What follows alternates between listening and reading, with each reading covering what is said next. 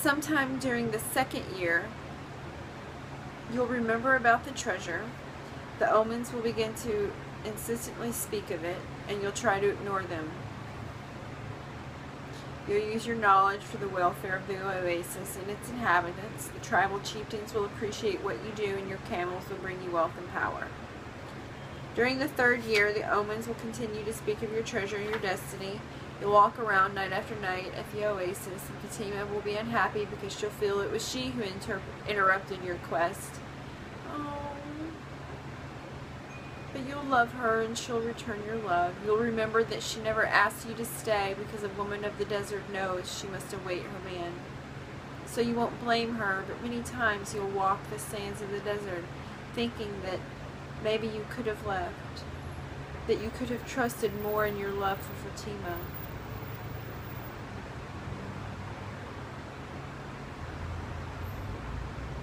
Because what kept you at the oasis was your own fear that you might never come back.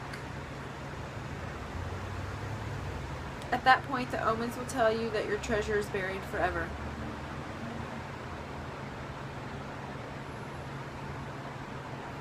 So that's your 3. Then, sometime during the 4th year, the omens will abandon you because you've stopped listening to them. The tribal chieftains will see that, and you'll be dismissed from your position as a counselor. But by then you'll be a rich merchant with many camels, a great deal of merchandise. You'll spend the rest of your days knowing that you didn't pursue your destiny, and that now it's too late.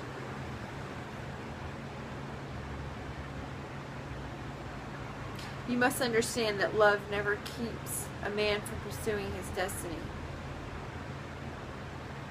If he abandons that pursuit, it's because it wasn't true love.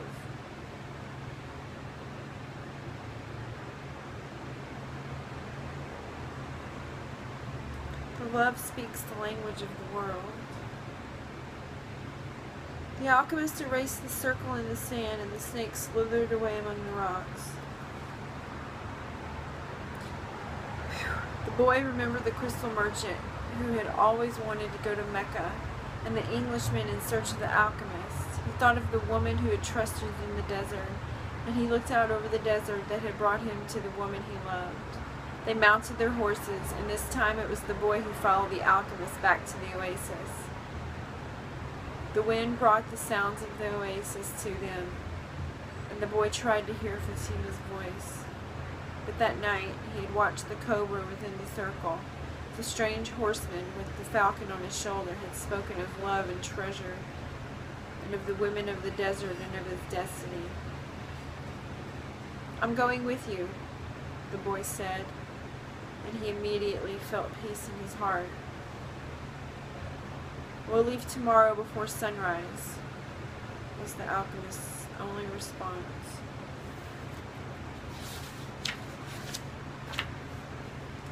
The boy spent a sleepless night. 2 hours before dawn, he awoke. He awoke one of the boys who slept in his tent and asked him to show him where Fatima lived. They went to her tent, and the boy gave his friend enough gold to buy a sheep. Then he asked his friend to go into the tent where Fatima was sleeping and to awaken her and tell her he was waiting outside. Jeez. Gosh. The young Arab did as he was asked and was given enough gold to buy yet another sheep. Jeez, let's hope he gets a boy and a girl. Or whatever. "Now leave us alone," said the boy to the young Arab. The Arab returned to his tent to sleep, proud to have helped the counselor of the oasis and happy having enough money to buy himself some sheep. Fatima appeared at the entrance to the tent. The two walked out among the palms. The boy knew that it was in violation of tradition, but that didn't matter to him now. "I'm going away," he said, "and I want you to know that I'm coming back. I love you because..." "Don't say anything," Fatima interrupted. "One is loved because one is loved. No reason is needed for loving." But the boy continued, I had a dream, and I met with a king. I sold crystal and crossed the desert, and because the tribes declared war, I went to the well seeking the alchemist. So I love you because the entire universe conspired to help me find you. That's so sweet.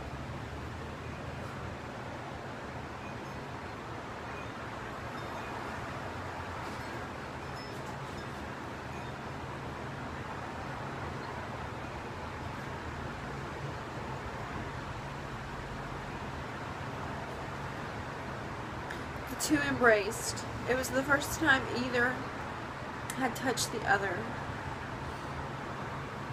I'll be back, the boy said. Before this, I always looked to the desert with longing, said Fatima. Now it will be with hope. My father went away one day, but he returned to my mother, and he has always come back since then. They said nothing else. They walked a bit farther among the palms, and then the boy left her at the entrance to her tent. I'll return just as your father came back to your mother, he said. He saw that Fatima's eyes were filled with tears. You're crying. I'm a woman of the desert, she said, averting her face. But above all, I am a woman. We can have discussion about that. Fatima went back to her tent. And when the daylight came, she went out to do the chores she had done for years, but everything had changed. The boy would no longer be at the oasis, and the oasis would never again have the same meaning it had only yesterday. It would no longer be a place of 50,000 palm trees and 300 wells where the pilgrims arrived, relieved at the end of their long journeys. From that day on, the oasis would be an empty place for her. From that day on, it was the desert that would be important. She would look to it every day and would try to guess which star the boy was following in search of his treasure.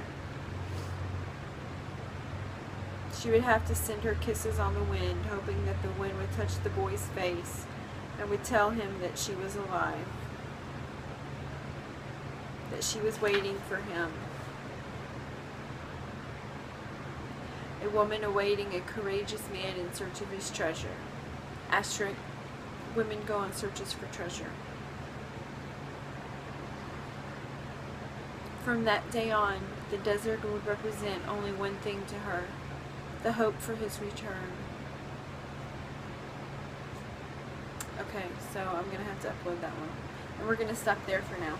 I love you. I hope you're having a great time. So it's getting exciting, right? Well, I guess it's been exciting. Okay, love you. Bye.